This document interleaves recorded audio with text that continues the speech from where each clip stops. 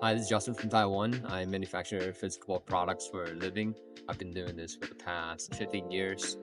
Grew up in Taiwan, left home at a super young age, studied in the US, lived in China, traveled and lived in almost 30 countries. So in my career and supply chain business, I've noticed a lot of e-commerce brands, clients, when they want to make physical products, they don't know where to start. And if they do, they don't even know how to negotiate or talk to suppliers. Even they have somebody on the ground in the factory, they don't even know how to manage that. How do you build the relationship long term? And all kind of situation can come up because you're dealing with real product, real people, and machines that actually produce stuff. So I just want to share some of the, I would say, knowledge that I've acquired over the years to let people to really know how to start a physical product business. Earlier in my career, I imported product, food, wine. I had my own e-commerce business earlier in my career. That I can understand when you're trying to make a product and you have no idea what the volume is going to be. And if you wire some money to some factories or some people you haven't even met online, will it disappear? How do you deal with packaging? And how much inventory to even buy? And what if the sales exploded and now you need more money to buy inventory? The whole thing about inventory forecast was a huge mistake that I've made early in my career that I lost hundreds of thousands of dollars. And even working with the right partner, how do you deal with product design? If it's something that you want to create from scratch, how do you create something that's convincing, that you can push to the right marketing message? How do you build a brand? All of these struggles I understand. And in this channel, I'm gonna try my best to share some of my experience, my career in the supply chain space to kind of help you, let's say, answer some of these questions and fear that you might have if you were to start the physical product business. And suggested by my team that I should start a series documenting that everybody can start a physical product business, whether you want to sell online or offline. And I want to show you how do you do a step-by-step, starting from idea to launching a physical product and to selling and getting money in your bank. Ideas, in my opinion, it isn't really worth much. I would say this is probably only 1 to 5% of the success. So once you have the idea, what do you do next? You have to have an executable plan. Excuse my English. For you to have a plan, if you're in a physical product business, you need to know what do you want to sell. And a lot of times, people who come to us, clients come to us, they actually don't know what they want. They say, hey, I want supplements. What kind of supplements you want? So let's say, oh, I want to have a jewelry. This kind of hand jewelry, look at the stone. There's so many types of stone. What is the size of the stone?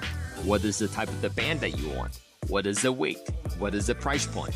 When do you need it? What is the volume? All these questions that people want to start a physical product, they have no idea. And I suggest them to start here. Number one, you got to know what's your budget and your selling points. You need to know how much you're buying it from and how much you're going to sell for. Number two, volume.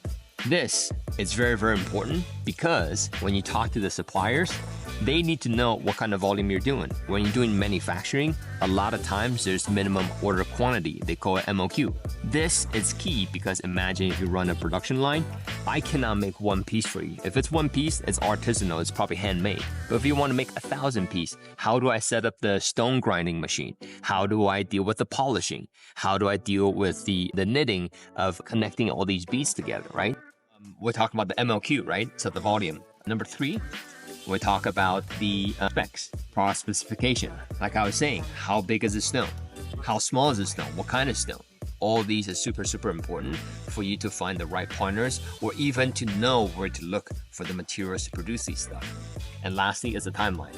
Are you thinking to launch this next month? Are you thinking to launch it next year? All these things are critical for you to consider when you're trying to do planning. And next thing, these are product specific type of, I would say, planning you have to think about.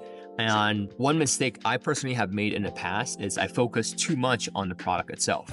And if I were to start over in this 10K per month challenge, I will want to focus what audience do I want to serve.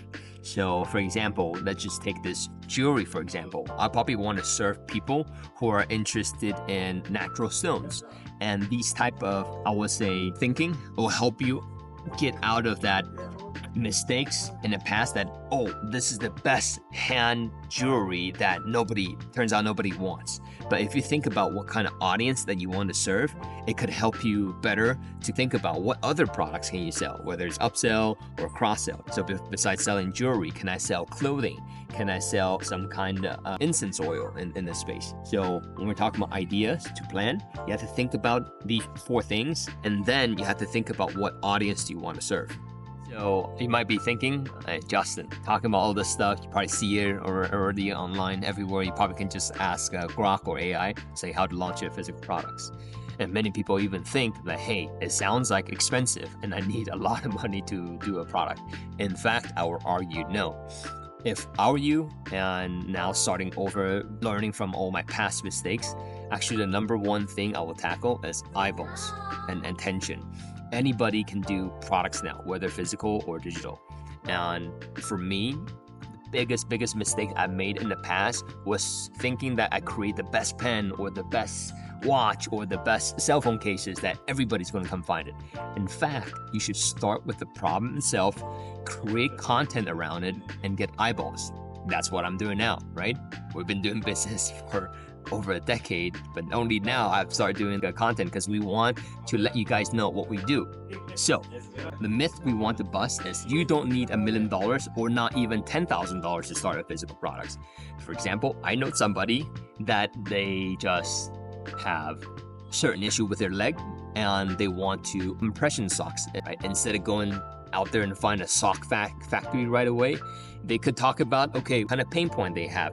Oh, what kind of product they have seen in the market. Oh, what are some remedies that can help you with your circulation or some kind of, I think it's called like swollen foot when you stand too long. All these are content that you can talk about the pain point that you personally feel strongly about, and then generate eyeballs. And from that, it's safer to launch your physical products, not creating a product and hoping it will sell. So you got to flip the whole script on its head. I think that's one of the best ways people feel, or after hearing all this, it sounds like overwhelming. Yeah? I have a different take. Some people that, oh, is it like, how do I explain? Like talk about like work-life balance. I personally don't believe in that too much. Humans, I believe, have different phases and different seasons in life. So sometimes you run, sometimes you rest. And there is, of course, balance in between, not go too extreme. But I think when you are building a business that it's like solving a puzzle, and imagine it's like playing a game, especially when that game you're trying to solve, it benefits yourself and benefit the people that care around you.